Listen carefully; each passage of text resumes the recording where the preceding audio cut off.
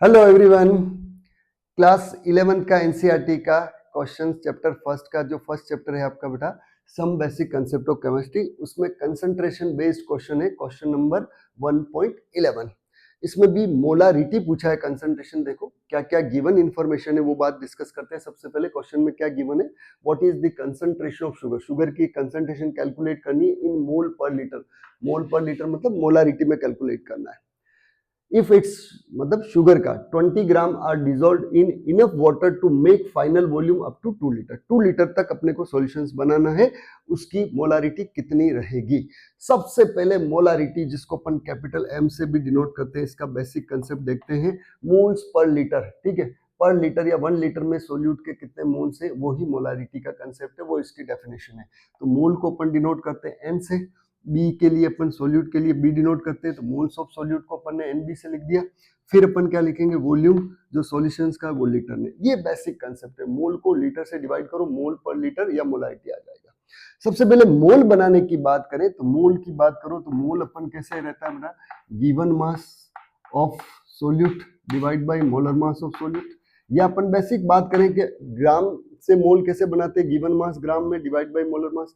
यहाँ N B की बात करें तो वेट भी बी का लेंगे सोल्यूट का, मोलर मास भी बी का लेंगे। अब मोलिकुलर मास या मोलर मास अपने को फॉर्मूला जो गिवन है शुगर का, जो सुक्रोज का गिवन है, उससे आपको फॉर्मूले से कैलकुलेट करना है। तो सबसे पहले यहाँ पर वापिस बेसिक चीज देखते हैं। आपका फॉर्मूला है C12H22, शुगर का O11, इसका मोलिकुलर मास कैलकुलेट करना सिखा रहा हूँ आपको। कार्बन कितना देखो 12, एक कार्बन का मास होता है वापिस 12, प्लस हाइड्रोजन अवेलेबल कितने हैं इसमें 22, एक हाइड्रोजन का मास होता है 1, प्लस ऑक्सीजन देखो कितना है 11, ठीक है, और एक ऑक्सीजन का कितना होगा 16।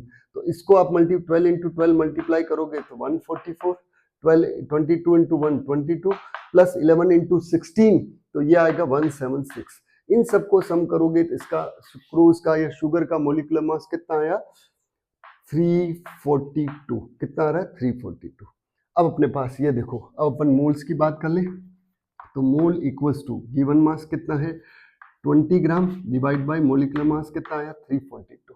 इस मोल की वैल्यू को यहाँ रख लें, ठीक है, इस मोलारिटी के फॉर्मूले में। ये आपका मोलारिटी का बेसिक कंसेप्ट है, बेसिक फॉर्मूला है।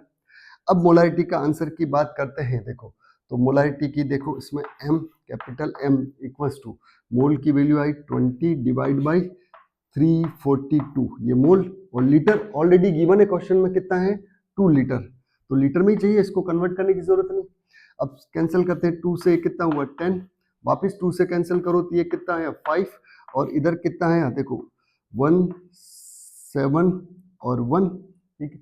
अब आपका मोलारिटी की वैल्यू देखो इसमें आप कैपिटल M, ठीक है, कैपिटल M इक्वल्स टू क्या बनेगा अपना, ये आपका कैपिटल M मतलब मोलारिटी, ये 5 डिवाइड बाई 171, ठीक है, तो इसका आंसर आएगा 0.0292।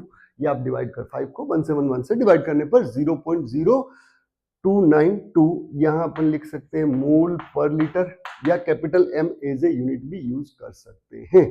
तो इसका क्वेश्चन का आंसर क्या रहेगा आपका, ये आपकी मोल्स पर लीटर में आंसर आ जाएगा, ठीक है। बहुत इजी कंसेप्ट है, मोल्स बनाना है, लीटर है, मोल्स लीटर नहीं दे तो लीटर क्रिएट करना है, मिलीलीटर में कुछ भी है तो मोल्स को लीटर से डिवाइड करना है, कुल मिला के तो आपका बेसिक आंसर आ जाएगा, मोलारिटी बन जाता है।